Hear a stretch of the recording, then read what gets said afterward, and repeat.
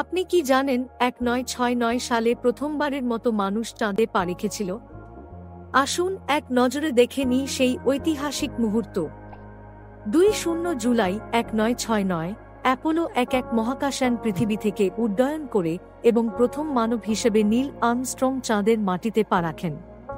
তিনি বলেছিলেন, এটি একটি মানুষের জন্য ছোট কিন্তু মানবতার জন্য বিশাল একটি পদক্ষেপ। সেই দিনের আগের প্রজন্মেরা শুধু আকাশের দিকে তাকিয়ে কল্পনা করেছিল, কিন্তু বিজ্ঞান এবং প্রযুক্তির চমৎকার সাফল্য এই রকম একটি দুর্দান্ত অভিযানকে সম্ভব করেছে। মহাকাশযানটির ভিতরে ছিল প্রযুক্তি যা একেবারে নতুন, এবং এই অভিযানের সাফল্য কিভাবে পুরো পৃথিবীকে এক নতুন দৃষ্টিতে দেখাতে সাহায্য করল, সেটাই আমরা আজ জানব।